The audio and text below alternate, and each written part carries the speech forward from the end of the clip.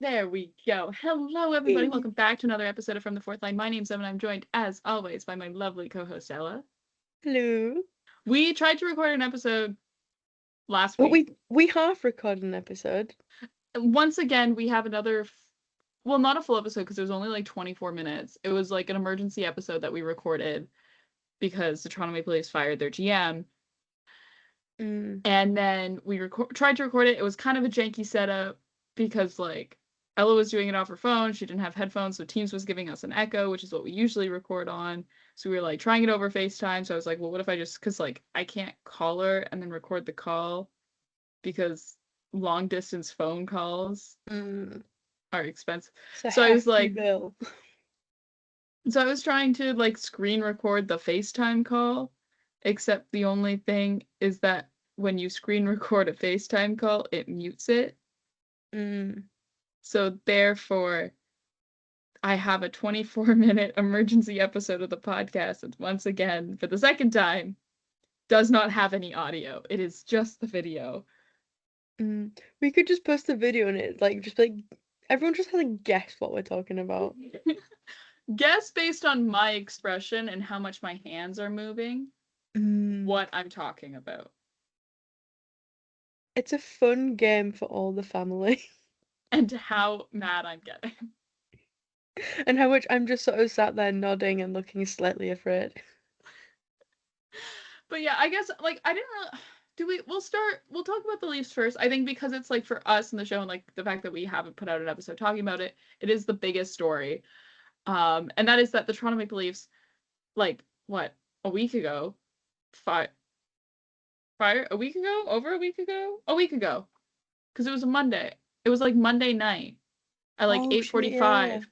And I texted 8:45 like Eastern, and I texted you being like, hey, so um Um, Leafs just fired Brad, knowing you were asleep too. I was like, oh no, mm.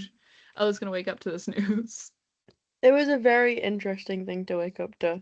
And like half of my reaction was like, oh my god, the Leafs just fired Brad Treliving. Half of it like, and then it also at the same time is like, oh, like I knew like that was kind of coming. I didn't know they were gonna do it now, but like Mm. kind of coming. And then also at the same time, my other thought was Ella is in Scotland. Mm. It was quite fun to wake up to those texts and a really gorgeous sunrise.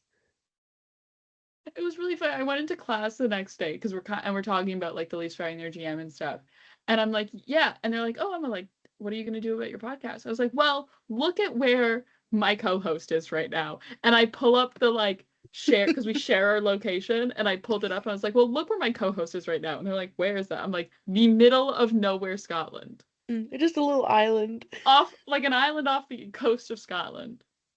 Just chilling. So we will try. We will see what we can do. We did not get one up, but um I think like now I think it's almost better that like we take the time because like now I've calmed down a little bit.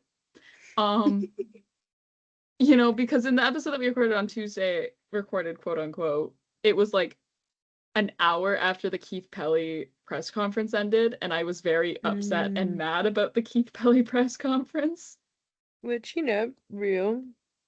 So now I have a little bit more time to have it settled, sit on it, and talk about it. So yes, Leafs fired. The only thing about this firing to me, though, that I will say and will be like, why, is that like they did it like less than 2 hours before the Leafs played a game in California on the road. Mm, Um, but apparently, and this is something that we learned through the Pelly press conference, that it was something that Brad wanted it announced right away once he was informed that he was getting fired. It's just one of those things that's like, why do you like why when you're in California?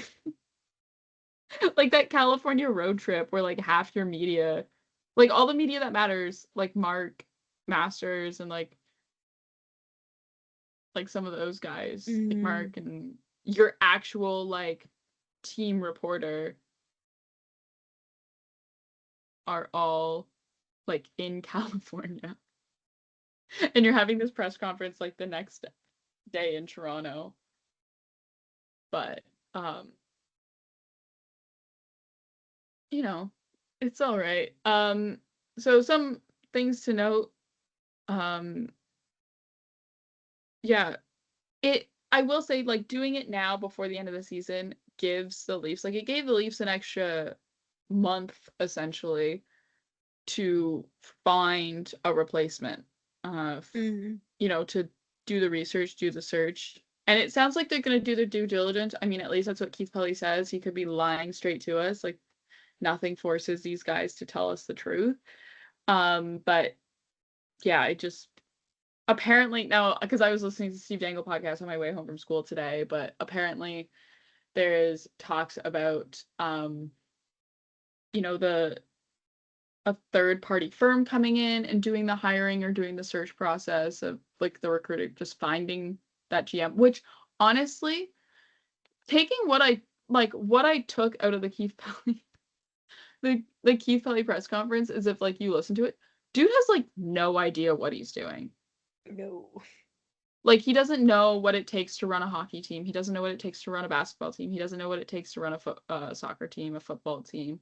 He doesn't like really understand what he has fully underneath Mm. that MLSE umbrella. Like, he's aware of the properties that MLSE owns and the teams that fall into its ownership, but like he doesn't know what they need. He doesn't know, and that's why that's the whole point of like why you have presidents to like take care of that sort of stuff at a bigger scale than your GM. Because your GM really, like the general manager, is just at the end of the day in charge of building the roster. That's what the GM Yeah. does. Builds the roster, you know, looks over player drafts, looks over free agent signings. Like that is what your GM does. And then your president of hockey operations looks at the bigger picture of like the operations of a hockey team. So looks at staffing and Mm. all these other big picture things overarching that involve a hockey team.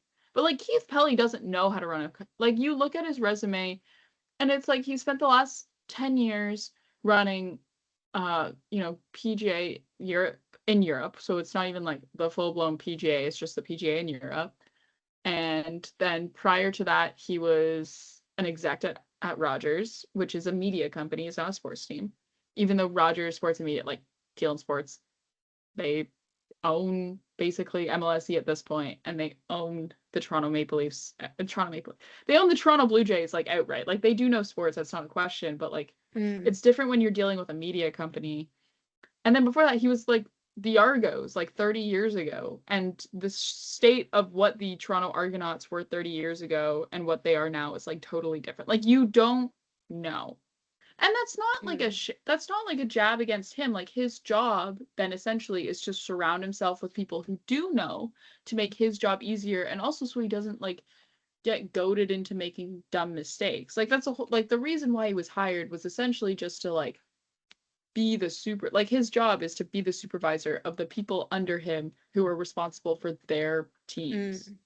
But you need that I think you need that president role. Maybe it was time to move on from Brendan Shanahan, sure, but like to leave that spot vacant is like it's such a strange decision. And Yeah. I understand maybe thinking it's time to move on from Masai Ujiri, who's been part of the Toronto Raptors. Like, but like you don't know basketball. Like, are you not gonna fill that role? Because you don't know basketball. You don't know when a GM comes up to you and goes, "Hey, I need XYZ money for XYZ thing," and you don't know whether that's something that like you should approve or not, or like you don't know what you don't know essentially, right? Like Yeah. that's why I've always found it confused, like that they weren't gonna find a replacement for Brendan Shanahan.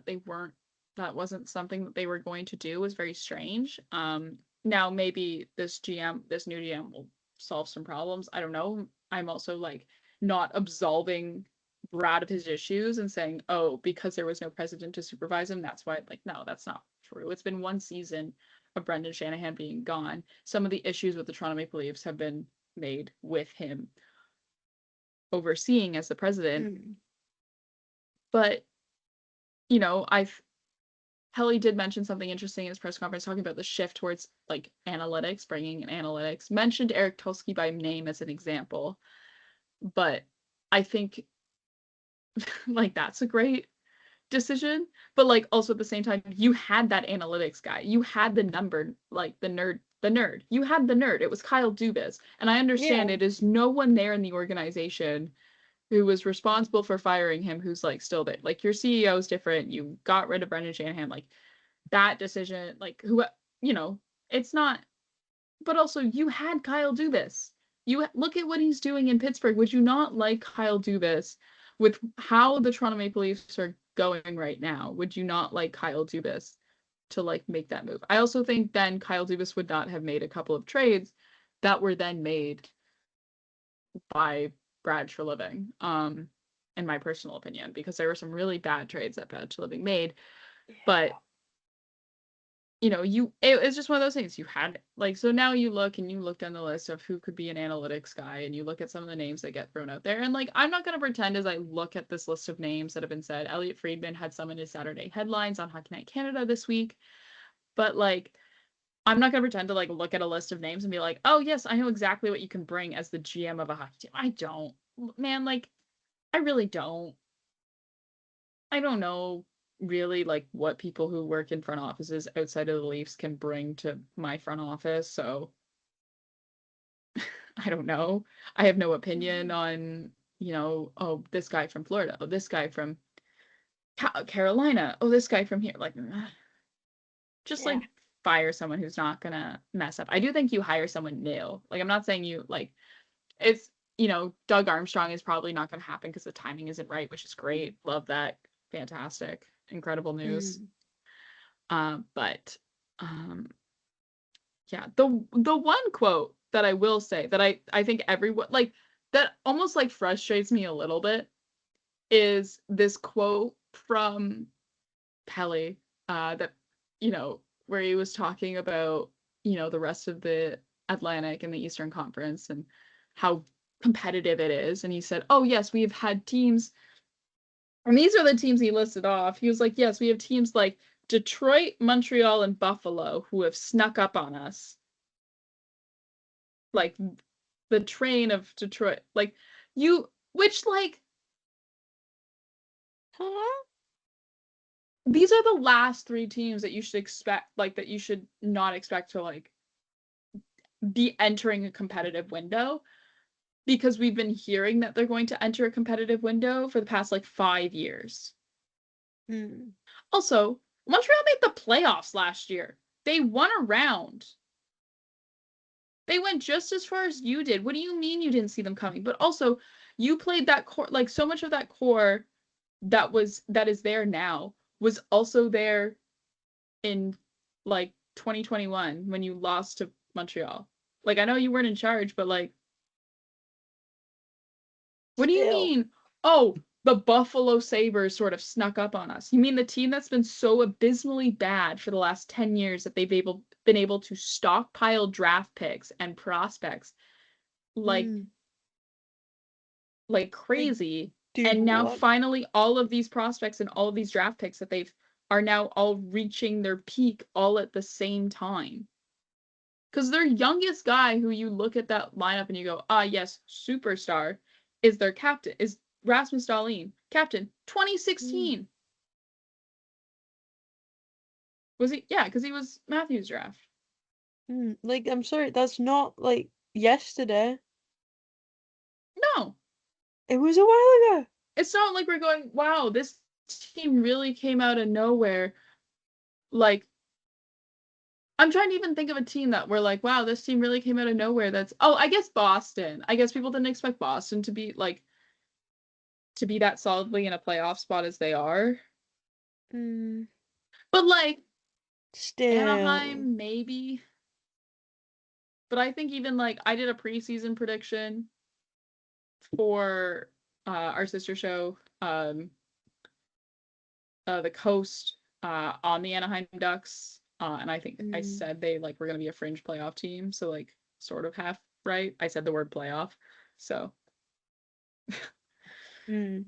um because like they have some young talented guys, like, and it's like, oh, Beckett Seneke is playing as good as people thought he was going to be. Wow, shocker. But yeah, I like how I'm sorry, like, oh, we need to surround ourselves. We need more analytics so that we could see, oh, the talented young teams are playing well and making the playoffs. Wow, shocker. Who could have seen this coming? But you give these teams that are within your division like a meme to use forever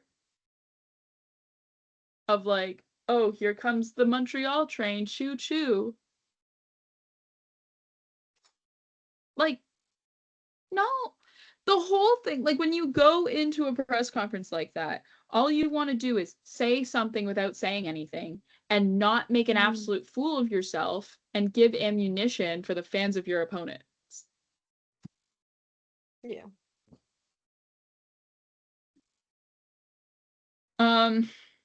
I don't know. There's stuff about, a culture shift and like changing like that the culture within the Leafs is like different than Mm. the other teams under MLSE, which like, yeah, because it's the team that's losing. But like, I don't know how you, like, we're not in the locker room. We don't work for MLSE. Like, we can't say No. that. So I don't know, like, how meaningful that is of a comment. But like, in what it means for the Leafs is like, oh, you have a new GM in charge. They're gonna come in.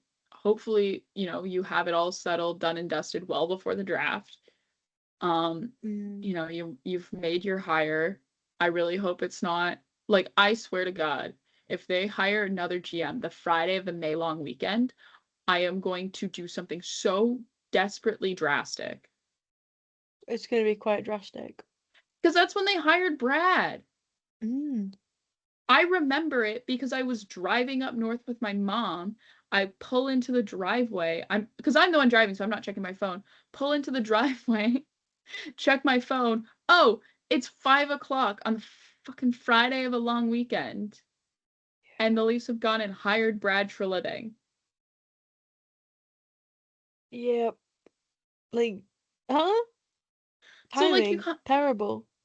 terrible timing. I hope they like get it done well before that you maybe not for the draft lottery, but at least like, so you're giving your GM more than 6 weeks to, coordinate a draft and free agency, Mm. and like, I don't know if you have any other players you want to trade. Like, figure out a plan of like what you're doing with this hockey team, because Yeah. Brad didn't have that, and then it's another season wasted. Oh, we're gonna keep Keefe on for one more season, even though we all know he's gonna get fired at the end of the season. Oh, we're gonna like, oh, now we're gonna hire Craig. Oh, okay. Like, no, like a new GM should go in there, fire your head coach if he doesn't want to keep him, not take a year to figure it out. You know what Craig Berube is giving you because you can watch it on your TV. That was Mm. never. That was always like such a weird thing that was always sort of rationalized as, oh, well, Brad wants to see if he likes Keefe as the head coach. Mm. He knows what Keefe as the head coach is. You can go on the like, you can go and watch games. I know you don't know the man, but you can give him a phone call. You can Yeah. talk to him. It doesn't mean that you walk in there and fire everyone, but like, you go Yeah. in there, you have a conversation. If you're not absolutely sure, oh, I want to wipe the slate clean, hire my own new staff. Now, I'm not saying you fire everyone, because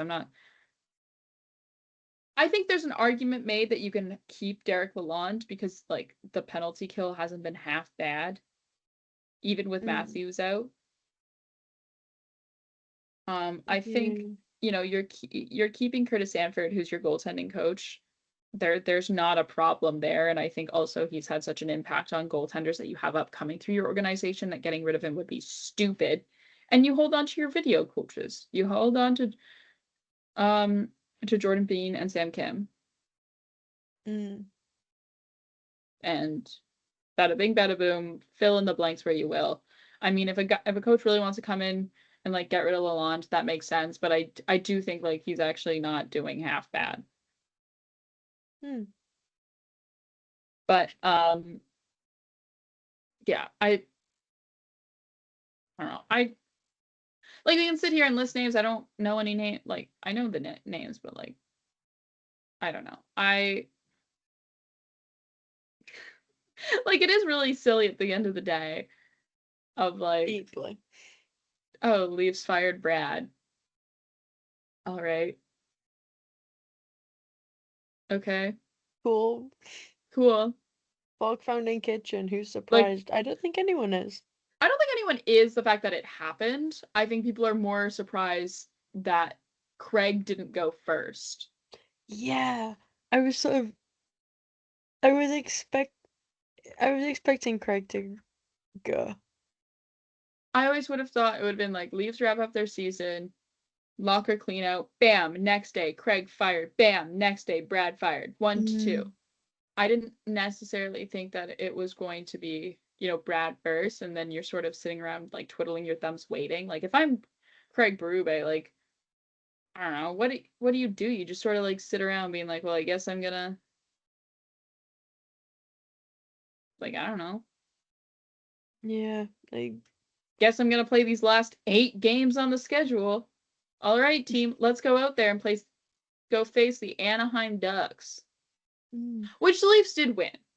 Like, kind of moving yeah, on to this, like, I will say it's funny, the Leafs have not taken their team picture yet, no.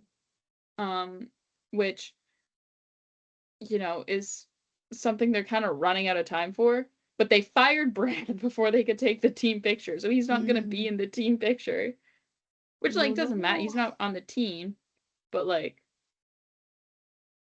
really funny. But yeah, Quite moving on to the funny. Leafs California road trip, they played 3 games, got 3 out of 6 points. Which, like, okay. Honestly, my prediction for them going into the road trip is that they were going to lose every game and it was going to be miserable hockey to watch. Yeah, I But sort they of did get, accepted it. well, yeah, especially because, like, I was expecting, that game against Anaheim to be more of a bloodbath Mm, than it was. That, like, the Leafs just weren't. It's and it was. I mean, it was such a weird game to watch because, like, I think as the game mm, got on, like, the physicality of it felt less stilted, like, less like it was just like, oh, gotta go after it, guy. Um, but I will say, like, the one part that I was like, okay, this is such performative. Like, I know why we're doing this, and I know why this is happening. But was the fight, quote unquote, I guess you'd call it, because, like, Gudis didn't throw a fucking punch. He just stood there and took the punches from Max Domi. But, like, was the fight between Max Domi and Radko Gudas, like, right at puck drop? And, like, you knew something was happening because Gudis was on the ice, but then also, like, Craig was starting, I believe it was like Simon Benoit, Brandon Carlo, Michael Pizzetta, Max Domi, and Joshua Dakota Joshua. So it was just like, oh, tell me you're going to go jump a guy mm, without telling me that you're going to go jump a guy. I think, based on, like, the guys who are out there, I think they sort of, like, expected it to be more of a line brawl. It wasn't. It was just Max Domi wailing on Radko Gudas. And, like, okay, yeah, you kind of knew that was something that was coming. Oh, you sit there and then, you move on with it. And then, you kind of get mm, back into the game, except, it wasn't. There was just like, there was scrums, it was physical, it was whatever.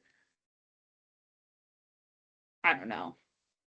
It is fun to watch your team. Like, was a fun game to watch.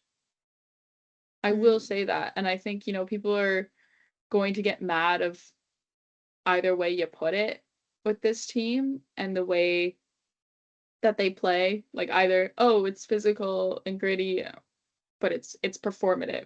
They're not doing it because they actually want to. They're doing it because they know they should. Which I'm like, whatever. Or it's like, but they're winning games and it's skillful, but and they're like, oh, they're soft. Well, you can't find like 20,000 Matthew Kachucks out there. no. Then Horrifying thought. yeah, then it was 2 bad games.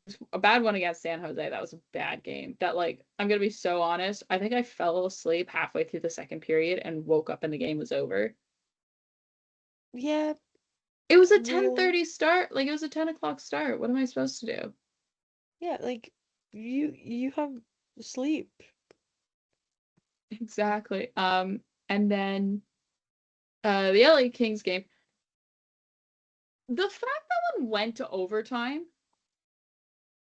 is crazy because both teams had a multi-goal lead in this game. In 60 minutes, both Mm. teams had a multi-goal lead and both teams gave it up. Leafs Which just like, of Leafs were course. up 2-0 going into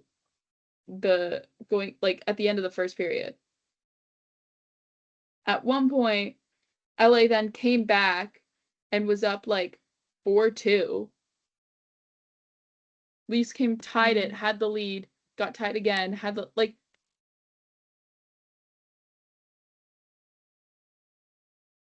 Then the game went to overtime, and I was like, you know what, whatever.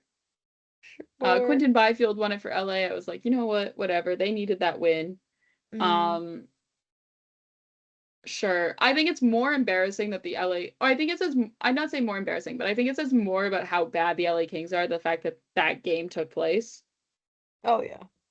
and like it panned out the way that it did. Now, it was Mm. not a very good night for Darcy Kemper at all, but I will say John Tavares hit 30 goals on the season. Good for you, Yay. John.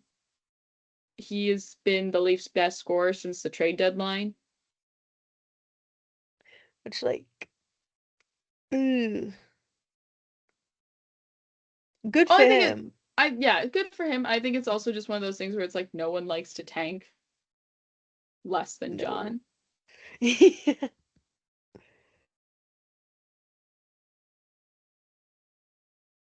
Oh damn. Um, but yeah, so the Leafs don't play another game until Wednesday. Yeah. Um, which they play the Washington Capitals at home. And if you are having the same thoughts that I did when I looked at the schedule yesterday and realized, yes, there's 3 former Toronto Maple Leafs on that roster. There is also 3 guys from the GTA who are not the 3 guys from who used to be Toronto Maple Leafs. And also, you still have to worry about issues like Hudson brother number 3, the greatest goal scorer of league history, Mm. and like Ryan fucking Leonard. We are cooked. I am patiently waiting. David Camp goal. Not even no. David Camp hat trick. David Camp. David Camp dick trick. maybe Because once, that. Why not? maybe once and for all, we will find out what the David Camp Christmas game of 2023 is. I still think about that. We It has need to been nearly know. 3 years, Like, and what I happened? still do Why not are we not know allowed to know? what the David Camp Christmas skate of 2023 is. Tell It's us. like one of those things where it's like, don't wear the t-shirt if you don't want to get asked about it. Mm. Because Austin Matthews wore that t-shirt. Someone asked him about it, and he said, I don't want to talk about it. Well, then don't wear the t-shirt. Like, Or maybe I want one of those t-shirts. Do you think it's possible to acquire said t-shirt? I think if we ask nicely enough. That's a collector's item right there. Oh yeah. But yeah, so Leafs will play the Washington Capitals on Wednesday, which is like also as well. The Washington Capitals are coming off getting their ass handed to them by the New York Rangers 7-1 Mm. on an inside out broadcast. You know when they animate the broadcast? And Mm. this was the inside out Easily one. hilarious. So like Joy got a hat trick. You know what? Good for her.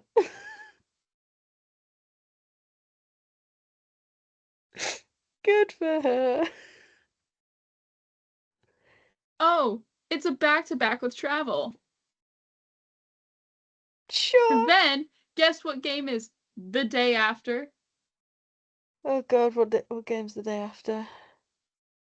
New York Islanders on Uh, Long Island.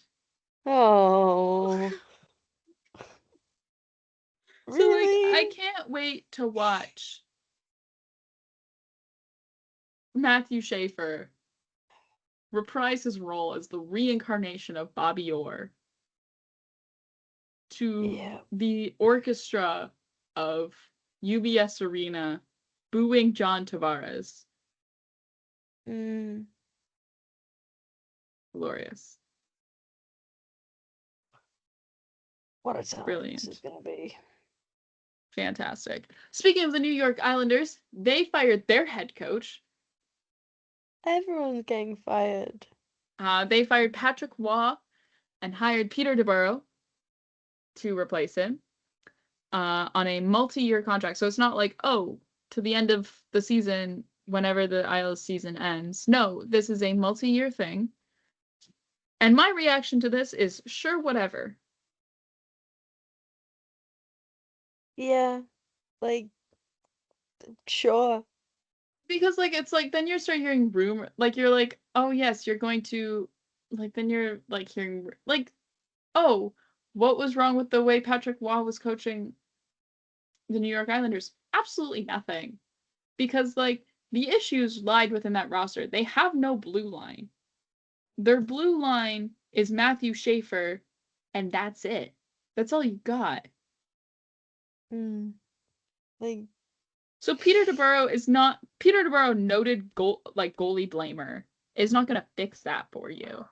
no. He cannot simply clone Matthew Schaefer. If Peter Burrow can clone Matthew Schaefer, I think he's in the wrong profession of hockey coach. Yeah, big time. But I mean, I do feel a little bit bad for Patrick Watt, like, cause he wasn't abysmal. No, Like he that was like worse. not the worst. In fact, like he's probably one of the coaches where I would have thought, oh, I don't see you getting fired this year. Mm, But who knows where he will end up? I will say though, the possibility of him ending up in Toronto makes me laugh. yeah. Like, Uh, okay, sure. yeah. The other one here is that the Vegas Golden Knights fired their head coach as well. This was like prior to the Leafs firing Brad, but we didn't it was prior to this, but anyways, Vegas Golden Knights fired Bruce Cassidy and hired John Tortorella to take over Mm, behind the bench. And for those being like, "Oh, why did they hire Peter DeBurrow? He's available." Meanwhile, John Tortorella is on ESPN. Well, because you can't really, it's kind of weird unless you're the Buffalo Sabres and multiple years have gone by to rehire the coach that you fired. yeah. The Leafs, Beat him in that not good Leafs, the one. Golden Knights had hired Peter DeBurrow and had fired him in 2022 before they hired Bruce Cassidy.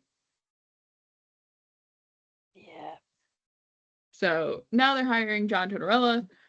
I will say I think for the people who are like, oh, now imagine Mitch Marner having to play for John Tortorella, don't know Mitch Marner or John Tortorella enough, and they only really know what Mm, like people think have ideas of who these people are, because like John Tortorella, he's a very no bullshit kind of guy, doesn't take any mm, bullshit, but he's not like a dick because huh, he's a hard coach, he's demanding, but he like also rewards effort. Like if you're working hard, he will reward you, and also he sees like the players as people. I think people like don't realize mm, that like he's actually like nice. Like you know what I mean? yeah. Right? Like he sees people like he sees players as individual human beings. And like Mitch Marner, if there's one thing you can say about Mitch Marner is that he works his ass off. Yeah. And people will say, "Oh no, you know he doesn't." Yes, he does. I'm sorry for Mm, anyone to play both sides of the puck the way he does.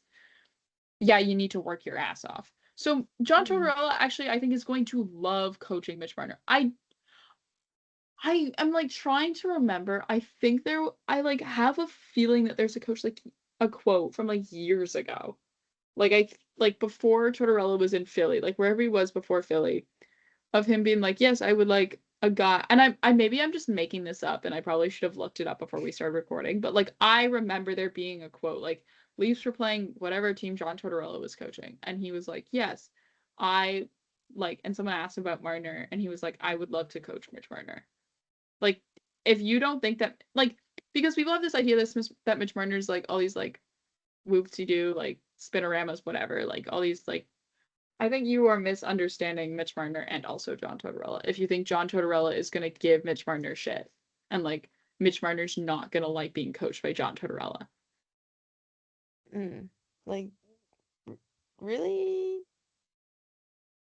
Because I'm just saying, like that was the whole, like that was a lot of what I saw on like Twitter Mm, that day, is like people making like really like vaguely homophobic jokes about Mitch Marner being coached by John Tortorella.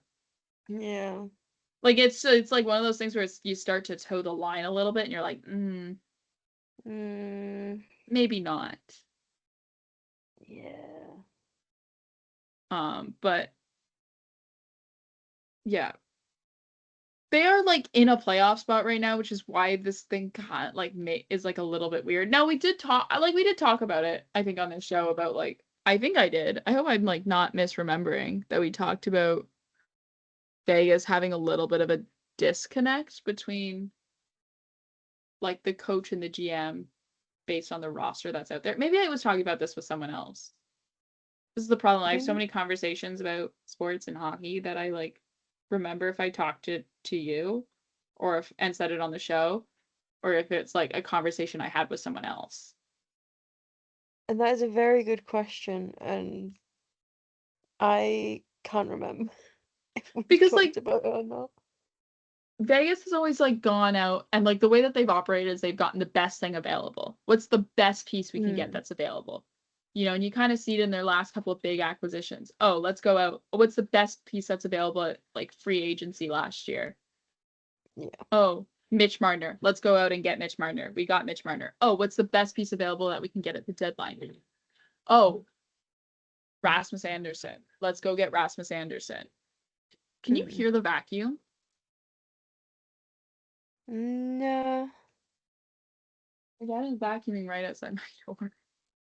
Oh, I mean, I can't. I also can't hear much because my laptop sounds like it's about to take off. Oh.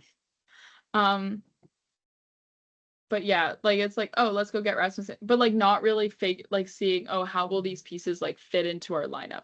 One of the reasons that they're doing this is like retraining Mitch Marner 10 years later to be a center, which like, yes, I think he's a talented enough player that he can play at center. I think the biggest issue and the biggest drawback for why I was hesitant about it was like his face-off percentage was terrible. Like you watched, because he played center when the Leafs played Vegas, like back in Mm, January. Mitch Marner was playing center then, and you watch like the face-offs, and you're like, ugh, yeah. like, oh Mm, no, that's not good.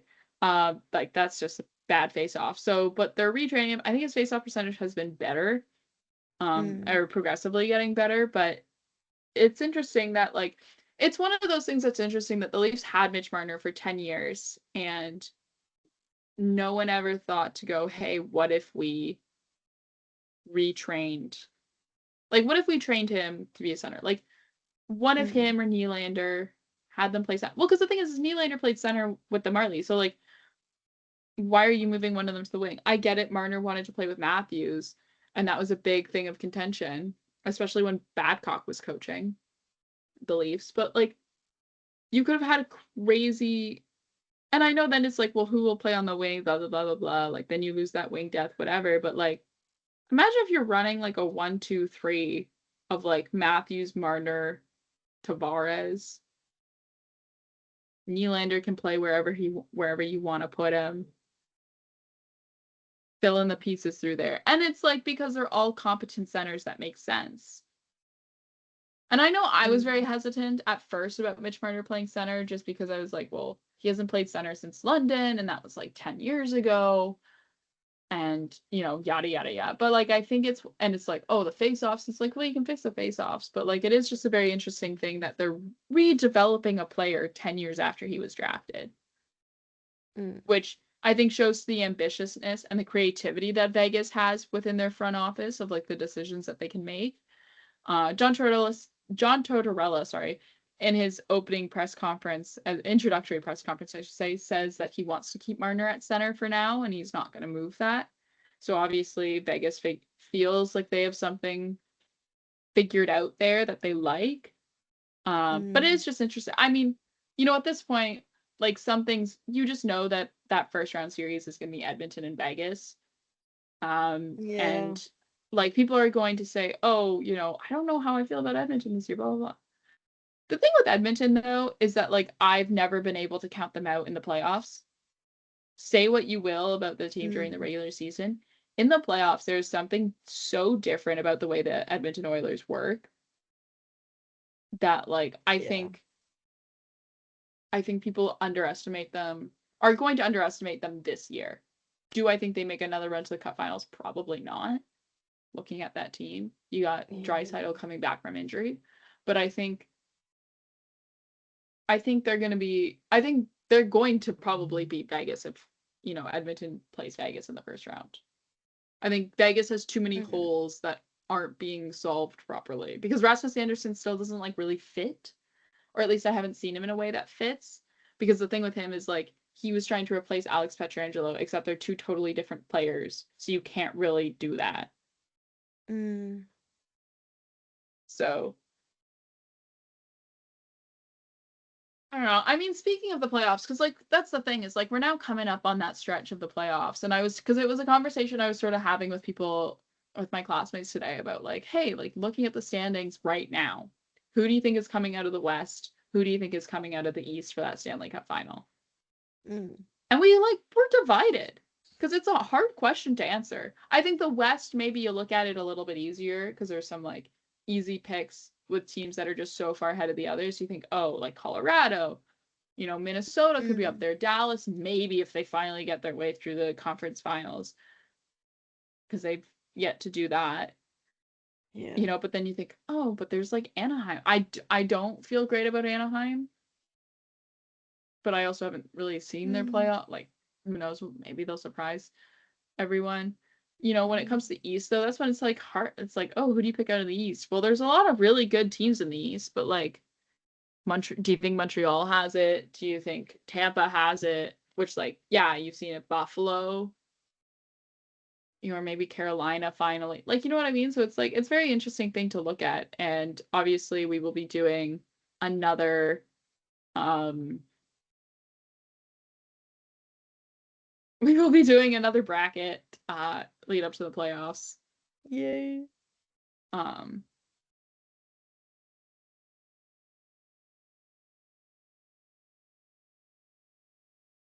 um but yeah, I we'll see what the playoff. It's just interesting because then the the second wild card spot in the East is interesting because it's very close still. Kind of Boston sort of running away with that top wild card spot. They're 5 points ahead of Ottawa, but Ottawa's has it currently actively as we're recording this episode, has that wild card spot. But like I think they're a point ahead of a team. Hold on.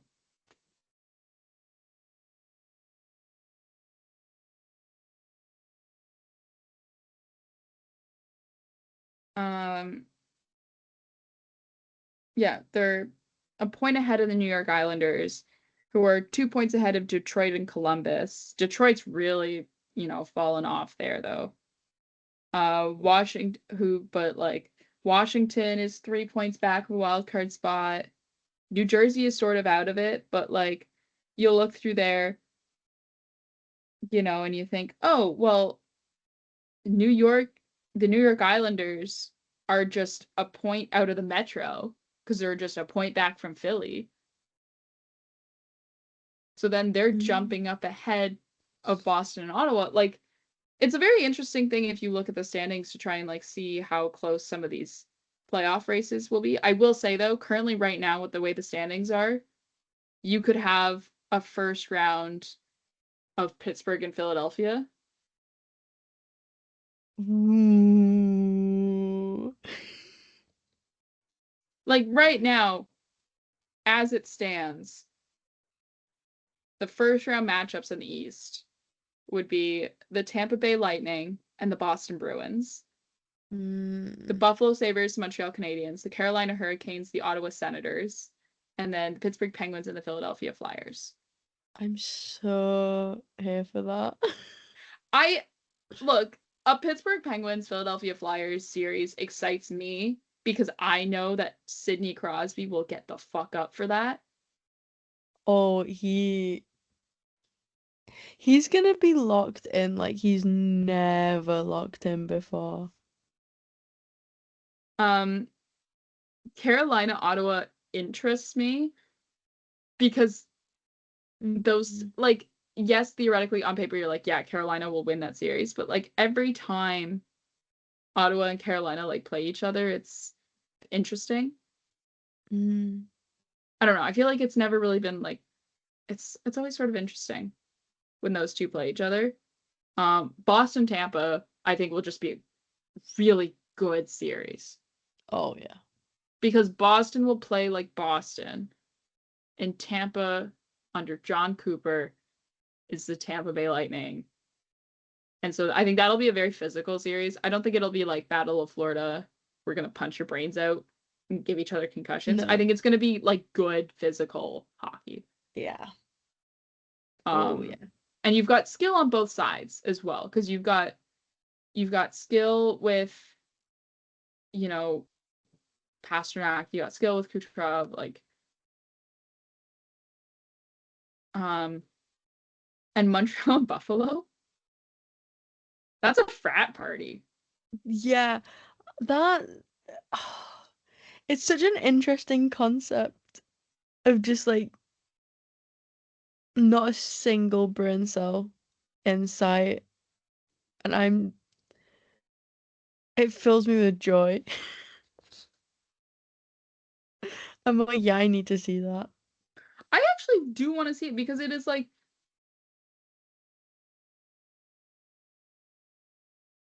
because um here's like Buffalo Montreal like it's exciting. There are some young exciting talent on both teams.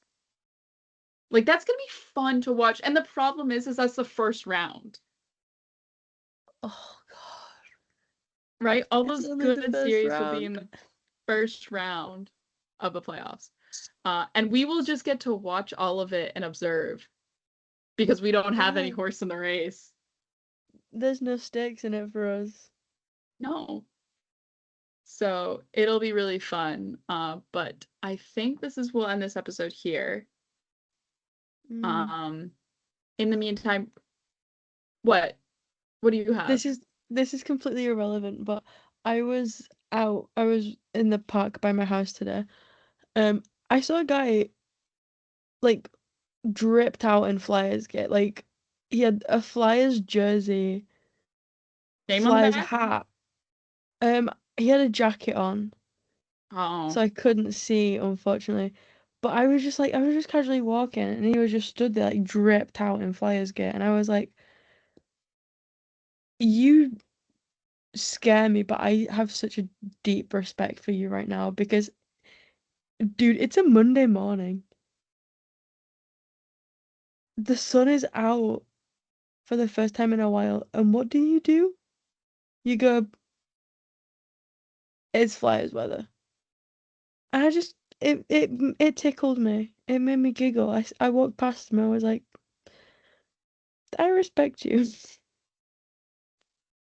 I that's incredible.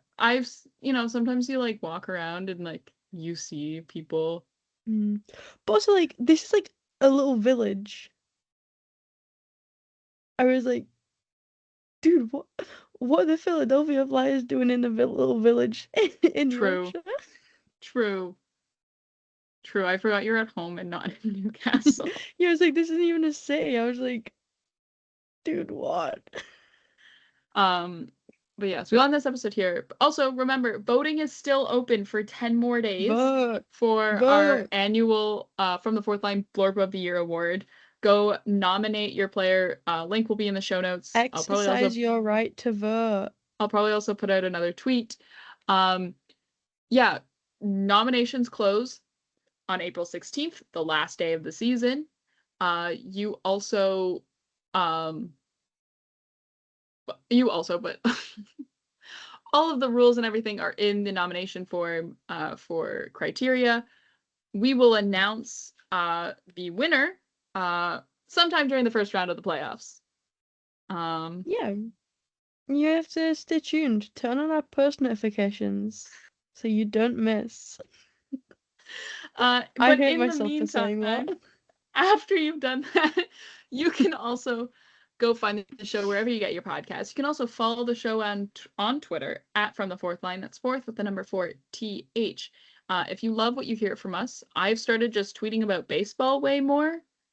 Because even though the Toronto Blue Jays have not gotten off to a hot start, they bring me more joy than the Toronto Maple Leafs right Real. now.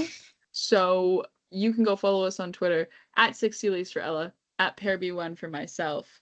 But in the meantime, go Jays go, Go I Jays guess. go. You know what? We've totally switched over. This is a Jays podcast now.